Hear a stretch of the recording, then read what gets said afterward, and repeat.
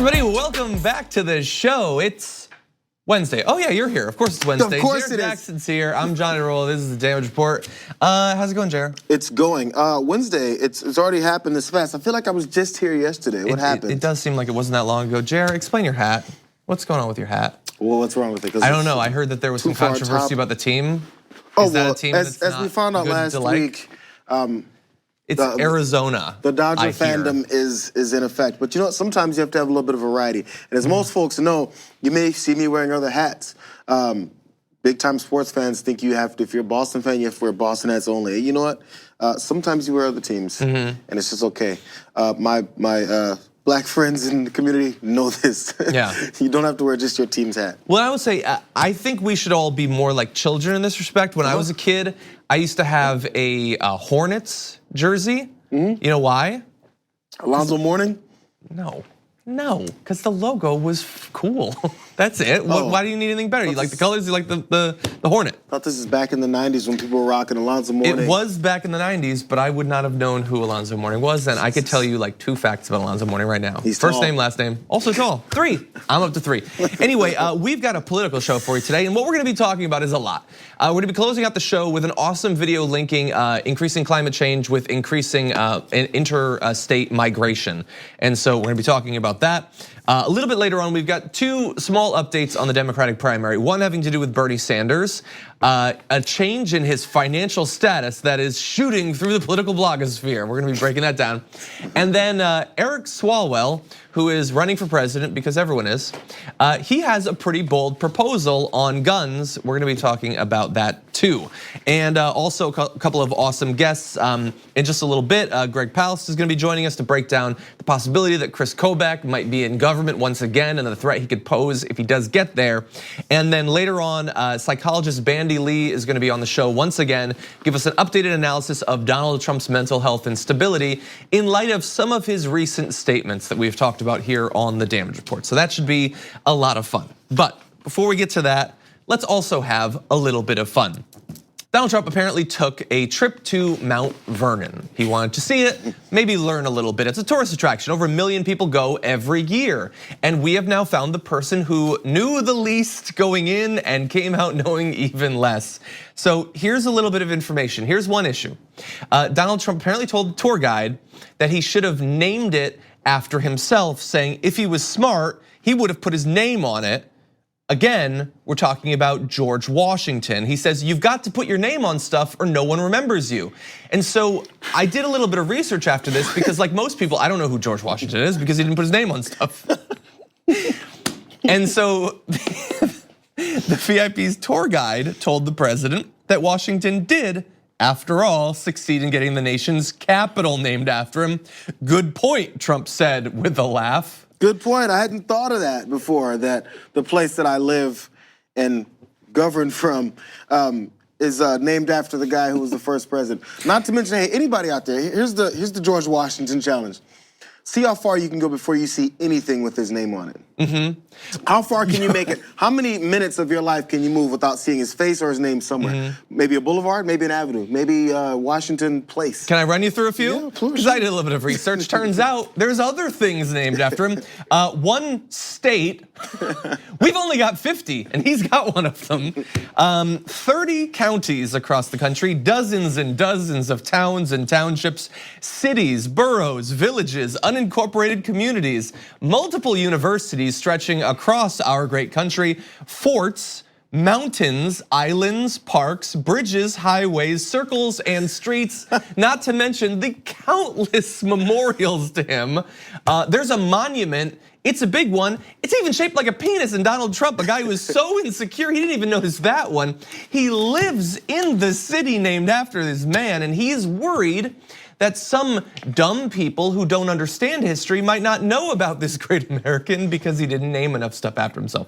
And yes, I get that he didn't name the vast majority of those things, but I don't think we have to worry about his place in history. If only he named it after him. I mean, Donald Trump is obsessed with money. Reach in your wallet. Yeah. You might find him. You just might find him there yeah, too. You might see it there too. And you just scared me without, if somehow he makes it on a bill, I have to move. I can't, not that I carry paper money around. I will not have his face on a piece of paper in my pocket. Well, we know the one thing he's not going to worry about naming anything after himself is after he leaves the office is, presidents get a library. He doesn't care about that at all. No. Maybe graphic novels or something. So a little bit more from his trip. The president's disinterest in Washington made it tough for tour guide Brad Byrne to sustain Trump's interest during a 45-minute tour of the property, which he later described to associates as, quote, truly bizarre. The Macrons, so he was there with the leadership of France, has told several people we're far more knowledgeable about the history of the property than the president. Which, look, on the one hand, not surprising. On the other hand, I don't even know if that's really a diss against Donald Trump. I have heard that most people outside of the US know more about our history, so I guess I'm not that surprised. No, that's true. Also, if you're gonna go to a place like Mount Vernon, don't you look it up a little bit? Don't you want to know a little bit going in so that you can go to particular things or ask particular questions? He's proud of not knowing things. This is a calling card of many folks in this conservative part of our country now. Is what you say is, I can't believe you know all that. You stuck up, scholarly garbage. So anybody who actually knows what's going on, they get talked down on. And also, I think you may get to it. Trump is proud of the fact he hasn't read anything historically and doesn't plan on doing it anytime soon. He's like, I don't know anything. The presidential biographies, yeah. Yeah, and I have no plans of finding out or learning anything anytime in the future because that's not important to me. Exactly, yeah, if you were president, I mean, wouldn't you want to talk to other like even if you don't agree with them on the policy, you would want to get in their head. There are very, very few people that have served as president. Historically, far fewer of them are still alive. Wouldn't you want to learn about them to do the job a little bit better? No. Even if not for the best interest of the country, just for your own personal best interest, just pragmatically for yourself. I mean, you know that your approval rating is low. You crave adoration in the public. Wouldn't you want to do better? Wouldn't you want to increase the odds that you'd be remembered well? He's worried about whether Washington will be remembered. Like, do you want to flash forward 50 years and think a little bit about what will be said about Donald Trump, assuming we're still talking about him at that point? All of his dumb towers will have crumbled at that point, and we will be looking back on his presidency. Maybe his son will still be in prison, I don't know at that point. And we will be looking back and laughing about the dumbest stage of America. And also possibly the dumbest stage of American capitalism, which will be exemplified in this next quote. Trump asked whether Washington was, quote, really rich. The guide said that is what Trump was really the most excited about. So first of all, out of everything having to do with George Washington, the good and the bad, you're worried about whether he was really rich. Also, you don't know that he was really rich. Dude was really, really rich. How could you possibly not know that? He owned humans. He owned humans and he owned a lot of territory. He owned so much real estate. How does he not know that even? There are lots of presidents that I couldn't tell you. I couldn't rub two facts about them together. But you should know a little bit about George Washington if no one else, and he doesn't. On Mount Vernon in particular, this is just sort of embarrassing. So if Trump was impressed with Washington's real estate instincts, he was less taken by Mount Vernon himself. The rooms, Trump said, were too small, the staircases too narrow, and even spotted some unevenness in the floorboards, according to 4 sources briefed on his comments. He could have built the place better, he said, and for less money. He's gotta be joking at this point. Like, he's gotta be joking. I don't know. I think God is joking. If God exists, God is laughing at the situation we're in. He has no idea how expensive. It was made hundreds of years ago. They had slightly different standards. He goes, I can't believe there was no elevator installed in this place. What was going on? Hey, how come the Maserati's not parked out front? And by the way, when you imagine, like, forget Trump. Just imagine any president, a president you like, going to a place with the historical significance of a place like Mount Vernon and walking through the halls, the rooms that a past president, one of the most notable Americans in history, dwelled in. And then you think about the weight of history settling on the shoulders of the president who has to continue that legacy. And you just want one moment that is of a level with how significant, the gravitas of the situation. And we have one moment, it's sort of a sick, dark mirror version of it, but he goes into Washington's bedroom, the bed that Washington slept in and died in. He puts his hand on the banister, not the banister, but the little knob on the edge of the bed, and he says, "A good bed to die in." Great, beautiful, the most beautiful bed to die in. Big beautiful bed. Come on, man. There's got to be joking. We live in the dumbest time. No, it doesn't matter because there's. You know what? A good time to die in. His entire life. Don't try to be substantive right now. There's no substance left in the world. No, we're not even gonna continue. We're going to break. Anyway, thank you, everybody. We're gonna end the episode early. No, we're gonna take a short break. When we come back, Kris Kobach, continuing threat to America. We're gonna break down what form that threat might come in after this.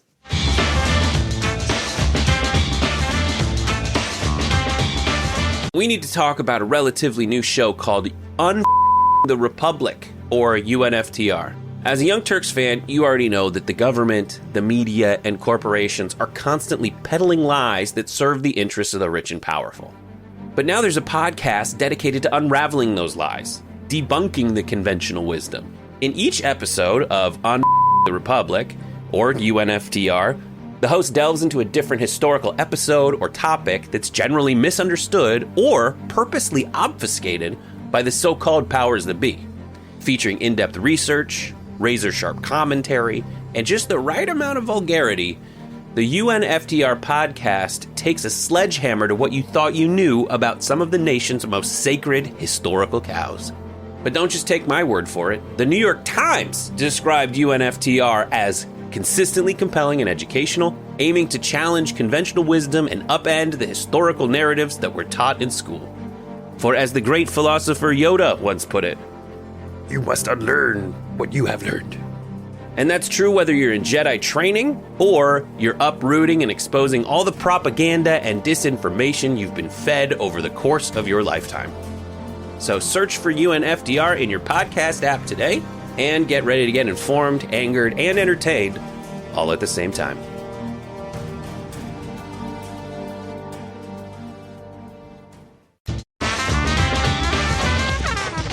It really seemed like, as a country, we had moved past Kris Kobach. We dodged a bullet last year, and that we were finally going to not have to worry about him anymore, but it looks like that's not the case. He's back on the radar once again, and joining us now to break down the potential damage that Kris Kobach could continue to do to the US, Greg Palast, author of several New York Times bestsellers, including The Best Democracy Money Can Buy. Greg, welcome to the show. Glad to be with you, John. Glad to have you here, and I know that recently you have turned your attention to Kris Kobach and you've been investigating him, and so who better to talk to about the role he might play in government? He's popped back up on our radar because there is the possibility that he could be involved in instituting Donald Trump's immigration policies in the future, which isn't necessarily what he's been known for nationally over the past few years. What do you think about him reemerging on the national scene?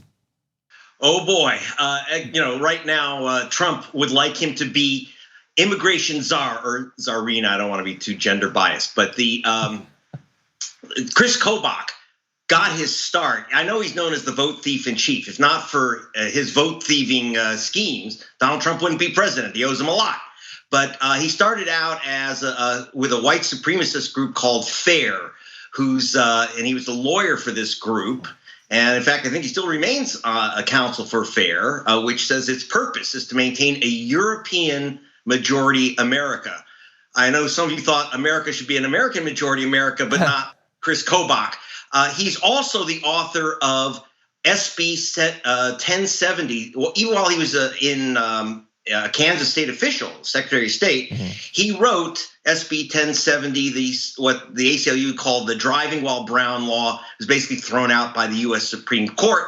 He's also the guy who came up with the racist, what I discovered when working for Rolling Stone is that he's the guy who created the program called Interstate Crosscheck, which is basically they're checking for people with common names like Black, Ho, Chung, Martinez, Rodriguez, you get it, to remove them from the voter rolls by saying that they voted in 2 states, 538 guys named, and I can't make this up, named James Brown, removed from the voter rolls of Georgia. This actually elected Brian Kemp over Stacey Abrams, using this cross-check system of finding so-called double registered voters, basically people with common ethnic names. 1.1 million voters were removed, mostly voters of color. We broke that story in Rolling Stone, but unfortunately, the people lost their votes, and we have both Donald Trump and in Georgia, Brian Kemp. He's also the guy, by the way, who came up. He told me I had to jump him I had to literally go into disguise to get an interview with this guy, pretending I was a local station guy. It was like a ridiculous disguise, but I got to him. But later he called me back, trying to talk me out of the story in Rolling Stone, saying he was very proud of the fact that he's the one who came up with the idea of the wall and telling Donald Trump to say that Mexico will pay for the wall. Mm-hmm. He's also the guy, and then I'll stop here because I've been watching this guy now and hunting him down for 6 years. He's the guy who came up with the law in Kansas, and it's also been passed in Alabama, but found unconstitutional, that requires you to prove you're a citizen to vote. Now, hey, John, you might think, well, yeah, you ought to be a citizen to vote, but you know what? We're not Red China. And so we don't carry citizenship cards, and we don't have chips in our head yet. So the result of this, you have to prove you're a citizen in order to register to vote, resulted in 36,000 students, mostly students, and a few Air Force officers, by the way, who were prohibited from voting in Kansas in 2016. 36,000 people. This is going to be rolled out nationwide until a federal judge slammed Kobach when he admitted that not one of the 36,000 people he stopped from voting were non-citizens. They were all Americans, like I say, including several U.S. Air Force officers who were plaintiffs in a case. In fact, his legal skills that Donald Trump relies on were so questionable that the judge found him in contempt and ordered him to do 6 hours, go back to law school for 6 hours to learn some basic procedures about the law.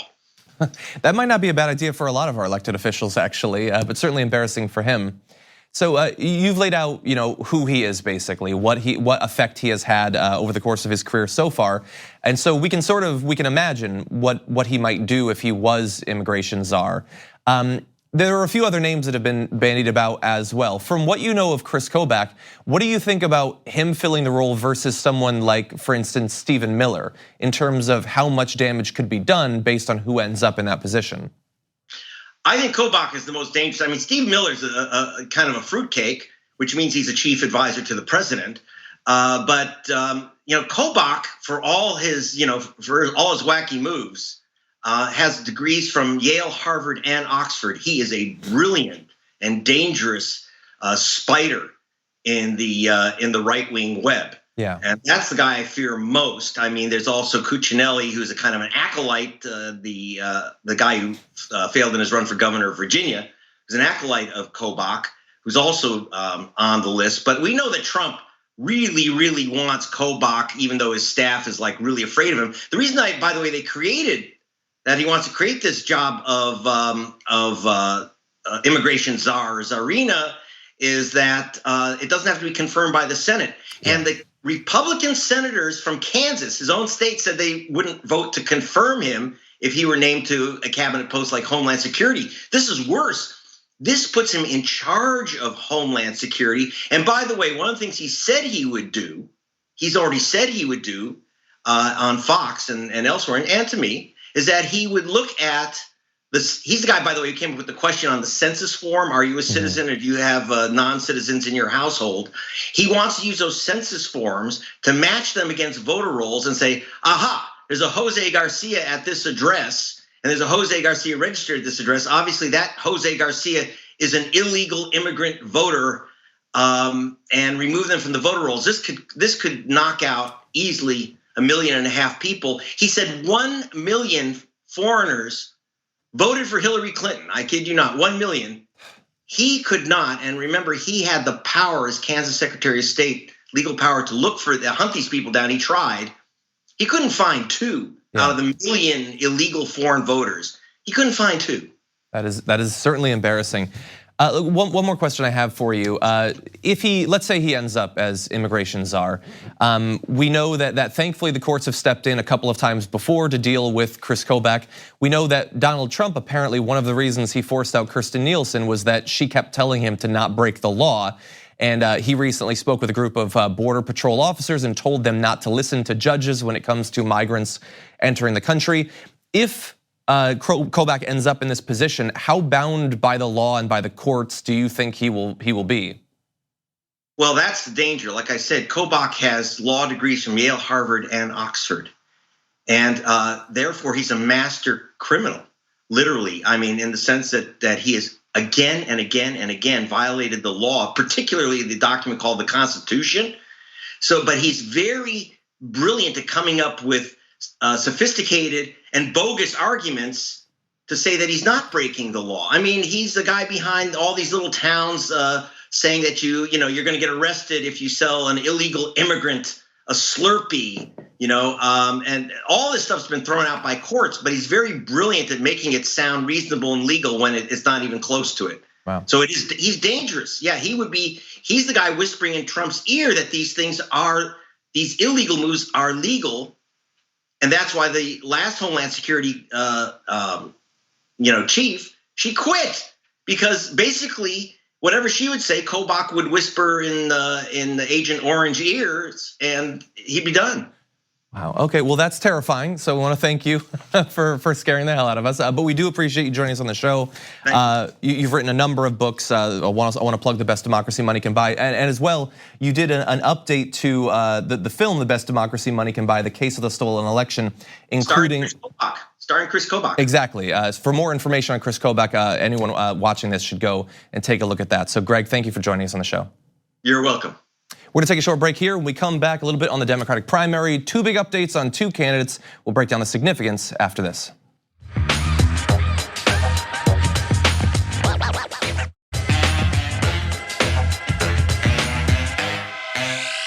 And now on to the Democratic primary. We are in a scandal culture, and I think that it's safe to say there has been no scandal more disturbing than Bernie Sanders' tax returns. When will he release them? What is he hiding? Everybody's been eagerly anticipating the release, and it turns out, oh my God, the scandal might come to an end. Apparently, he is going to release them, as he describes in this audio. Taxes, tax returns. Why haven't you released them? When are you going to release them? Well, April 15th is coming. We wanted to release 10 years of tax returns. April 15th. 2019 will be the 10th year, so I think you will see them. So on the day in the very immediate future, certainly before April 15th, we release ours. I hope that Donald Trump will do exactly the same. We are going to release 10 years of our tax returns, and we hope that on that day, Donald Trump will do the same. Okay. Except our not being a billionaire, not having investments in Saudi Arabia, wherever he has investments all over the world, mine will be a little bit more boring. You're a millionaire, though. I wrote a best-selling book. If you write a best-selling book, you could be a millionaire too.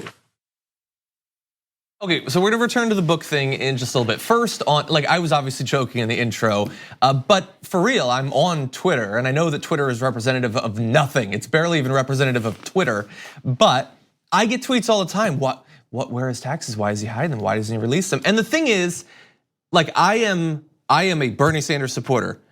And I just release them. Just release them because I don't want to hear about it anymore. I don't want it to feed into these the false equivalence with him and Donald Trump. We know why Donald Trump doesn't want his taxes to get out, or at least we know a lot of reasons that might exist. With Bernie Sanders, what are we thinking that we're going to find there? What businesses does he own? What money laundering has he? There's not going to be anything there. And so thankfully, within the next 4 or 5 days, the scandal will be put to rest. Even if there was money laundering and tax evasion and whatever kind of tricky persnickety things he could possibly do, and all that comes out, we can criticize that, and it's worthy. Then we can say, I wonder who else may have these issues, since we'd have something to base it off of, at least another person to base our criticisms off of. We'd like to see yours too, Mr. President, so we can make sure we clean house of all these corrupt politicians. Because if we care about one corrupt politician, we should care about all of them. Am I right? Yeah. Or is this only based on partisan lines? Well, he's not going to release his taxes based on what Bernie does.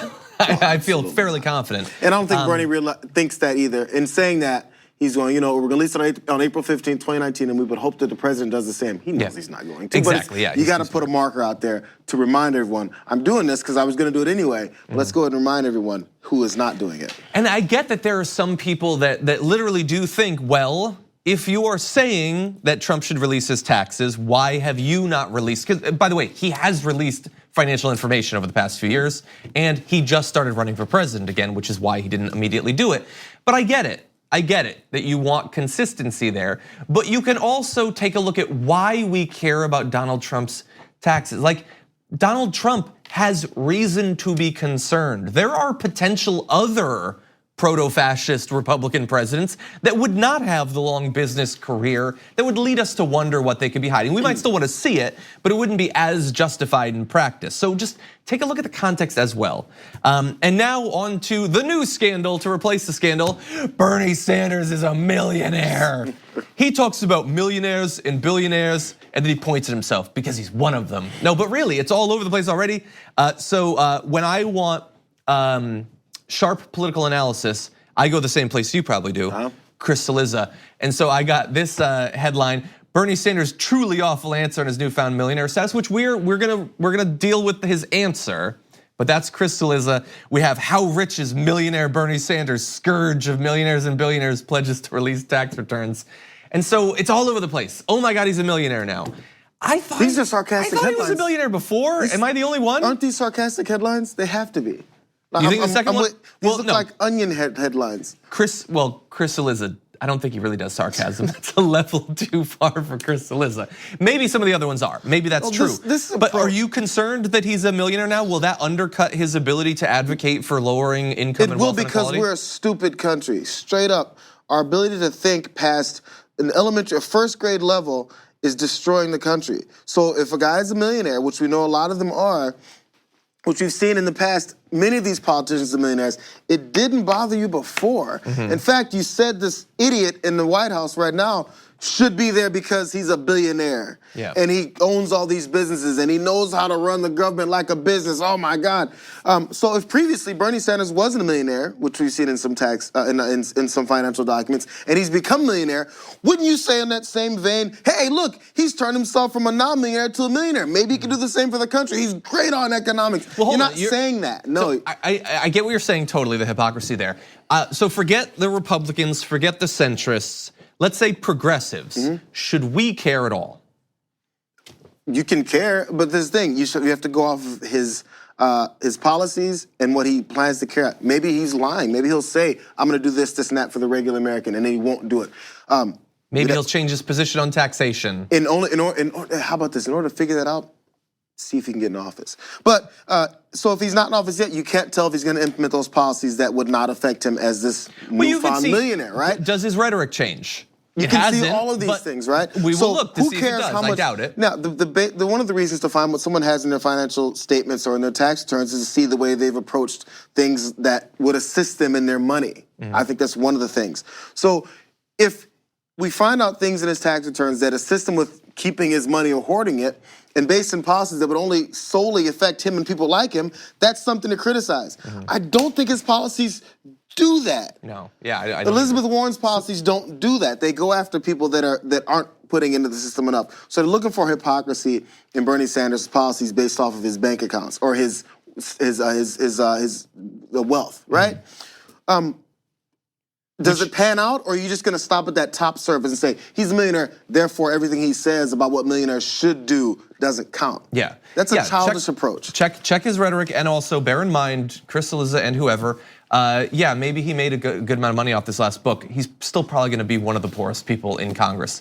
So really fast, on the answer, because look, Kris Kobach, I think, is being kind of disingenuous about his answer, but people I respect also didn't like his answer that I wrote a best-selling book. If you write a best-selling book, you can become a millionaire too. Pompous. I took that as a joke, as being sarcastic, that he does not actually think that if anyone wants to become a millionaire, they can just write a book and become a millionaire. Look, when he's annoyed by things, he waves things off, and I think that's what he was doing. He was saying, yeah, everybody can act like shocked that I made money last year. I've written multiple books that have been bestsellers. Can you detail the disgust behind that answer? It's a fact. Well, some people are saying that he's being dismissive of poverty by implying that everybody can just do what he did. I don't think that's what he was saying. I think he was joking sarcastically. They asked the question, but you became a millionaire. He goes, yeah, I became a millionaire. I wrote a best-selling book. That's the reason why I became a millionaire, because I wrote a best-selling book. Yeah. Anyone who writes a best-selling book, he didn't say, hey, it's easy. He said, if you write one, you become a millionaire too. That's how selling things works. It's really weird. It's like saying if you start up your small business, which everyone likes to say everyone can do in this country, which they can't. If you start a small business, you can make money too. No one said it's easy. They just said you can. If you start one, we're supposed to give you an opportunity, which, by the way, is a lie, because many people don't have an opportunity to start up small businesses and make money. You have to insert your own implications to that statement to come with him saying that it's simple. Yeah, I think. Look, I think he was being flippant. I don't think he was seriously saying that anybody can just write a book. Obviously, he can write a book and it becomes a bestseller because he's a famous politician. He was being flippant because it was a stupid question. It's like if someone just won the lottery and then somebody who didn't have money previous, you go, "Hey, man, you know what? You have millions of dollars now." And he goes, "Yeah, I just won the lottery, idiot." Yeah. Yeah. It happened. Yeah, and if you won the lottery, you didn't have millions of dollars too. Of all the ways that politicians become wealthy, gaming the system, using their influence and stuff like that. I mean, look, if more of them would write books, I think that would be a good thing. And also, I've read his books. They're positive. We don't get enough of that in politics. Anyway, okay, so we're gonna take a short break. There's plenty of other things to criticize more outside of this is all I'm saying. And he's not even the first vote I would go after, gotta be honest. And I'm over here acting like a Bernie Sanders supporter. And I'm gonna get you. I like him, but he's not my first choice. And this is ridiculous. This is ridiculous. Who's your first? My vote in the ballot box. It belongs to me. Okay, I think you think Swalwell is okay. Okay, anyway, we were gonna talk about him, but we don't have time. Okay, so we're gonna take a short break. We come back. Donald Trump's brain. What's going on with that? After this.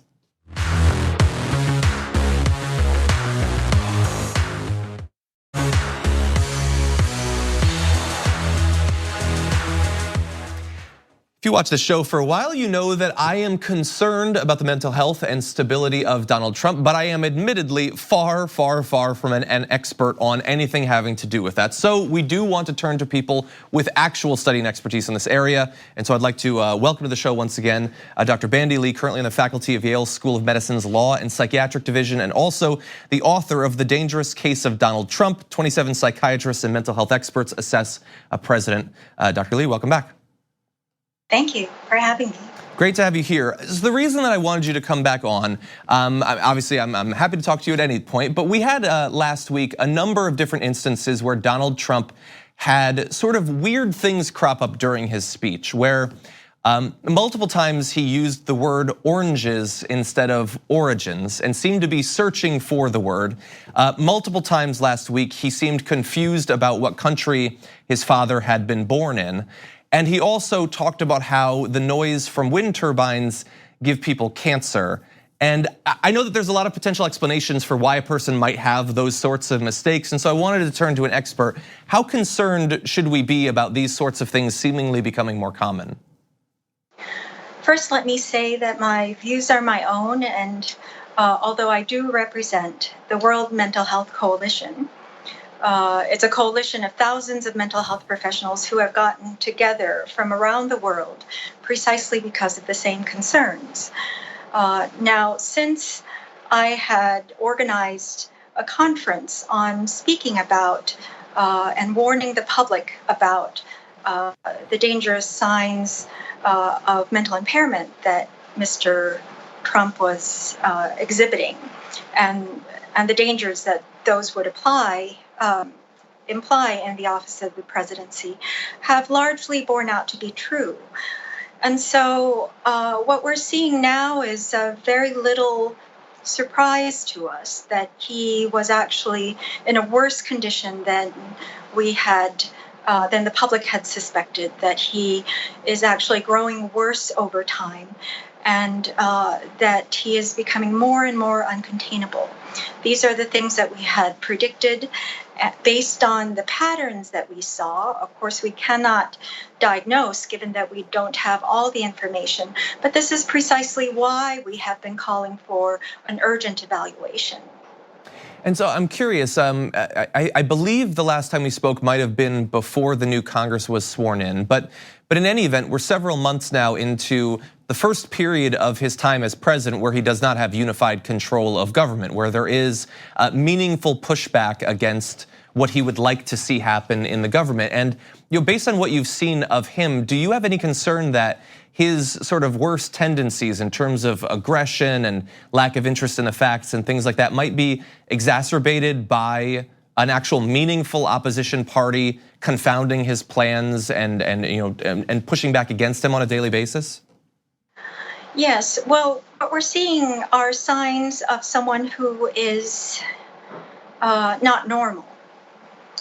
He is showing signs of multiple impairments, emotionally, cognitively, and mentally, and therefore to treat this as a normal situation, in other words, to confront him through the usual means of politics would be insufficient in my view, partly because most of the systems we have in place assume that those we will be dealing with are within the normal range, and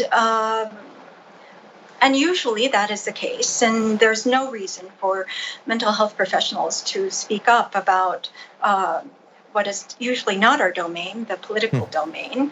And yet the reason why we have chosen to do so is because we see no other way to deal with the situation than to treat it for what it is, a mental health problem. Dr. Lee, from the standpoint of the president himself, so he's hearing about some of these, some experts talking about his potential mental decline and issues he's having. Is it possible that the person who's experiencing it doesn't realize what's happening? What is their experience in it? Do they not realize that it's happening? And then so when people say it, they're thinking, this is ridiculous. I don't feel any of this. That's right. One of the first things you lose when you become mentally impaired is the ability to recognize that something is wrong.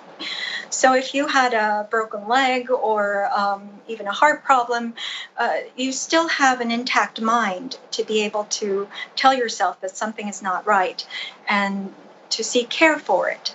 That is the part that becomes impaired in the case of mental affliction, and therefore when it becomes severe enough that the person does not recognize what is happening with them, in fact, will more likely adamantly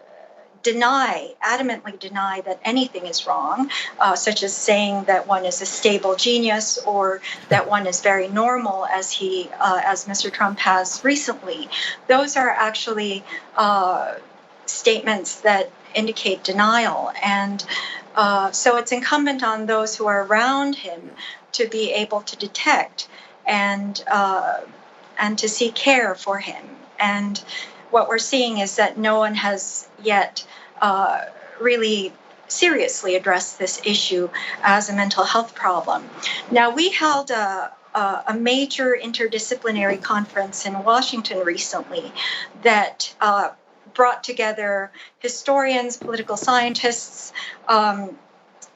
legal professionals, experts on climate change, on nuclear war, on social psychology, to try to bring together our assessment as to how to deal with this situation, since none of the usual political mechanisms have worked so far.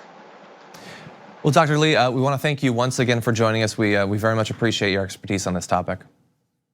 Thank you for having me. We're gonna take a short break here. We come back, just one more segment, a new video linking climate change with mass migration. We'll be responding to that after this.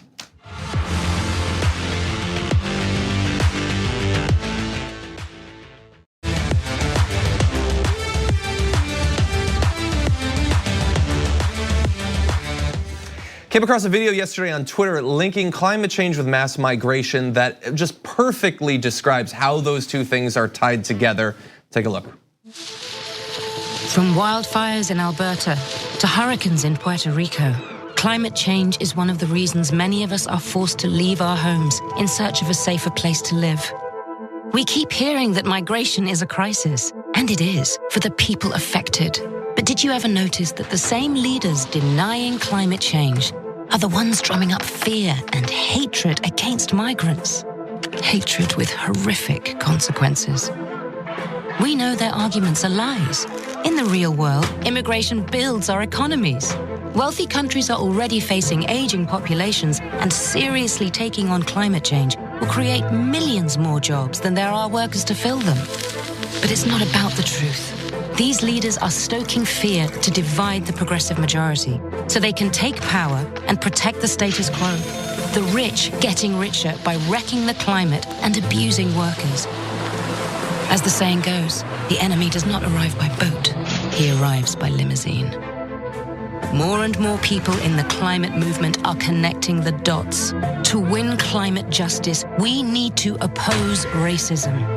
We know the world's wealthiest countries have burned most of the carbon that is driving climate change today. Asserting the rights of migrants affected by these storms, floods, and fires is a way of paying back our climate debts and refusing to be divided. When we fight together, we win.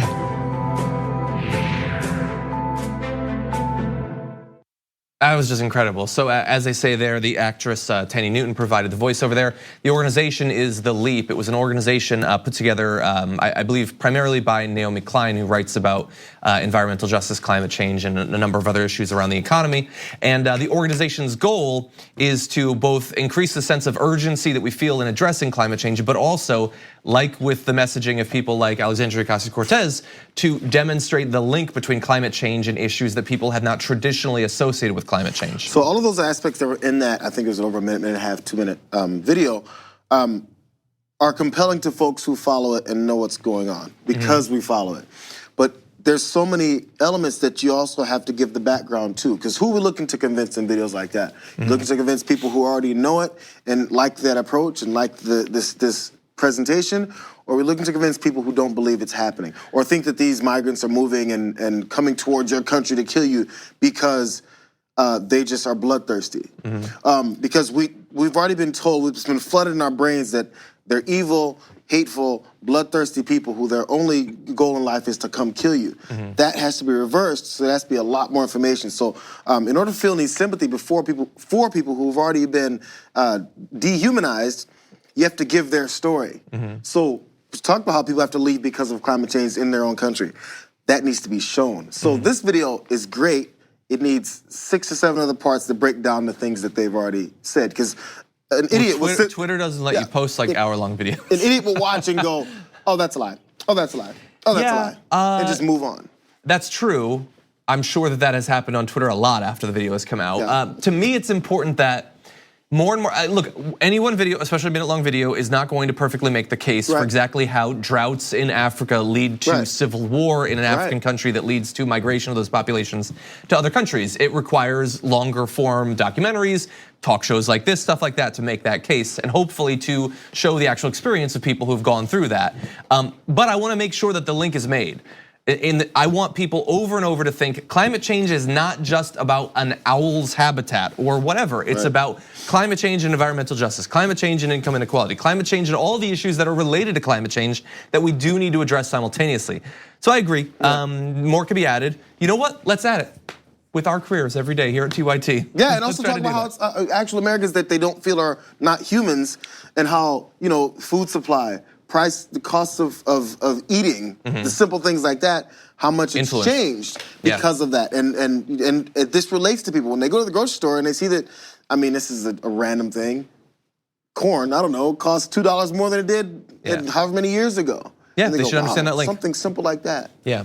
Anyway, I found it really inspirational. I want to make videos like that. So I'm gonna start cutting out stuff and then animating it. So anyway, great job, The Leap, and you can look them up on Twitter.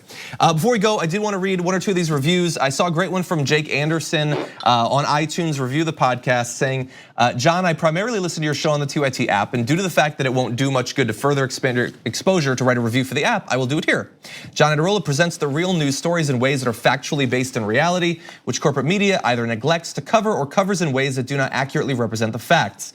If you want an honest look at what is going on in today's political climate, then watch and listen to The Damage Report and all of the other shows on the TYT network. Keep up the good work. Jake, thank you so much for leaving that.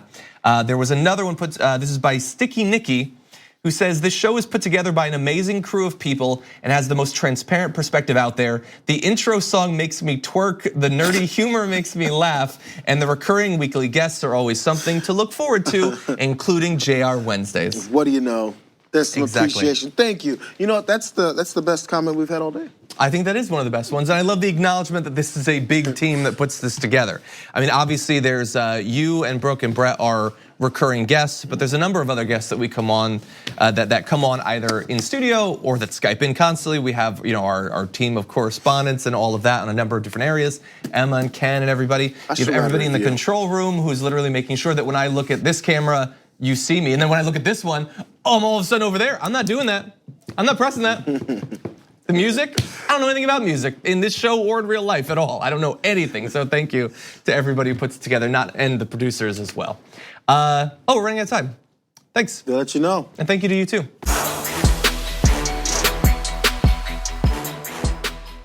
Thanks for listening to the full episode of The Damage Report. Support our work, listen ad-free, access members-only bonus content, and more by subscribing to Apple Podcasts at apple.co/TYT. I'm your host, John Adarola. I'll see you soon.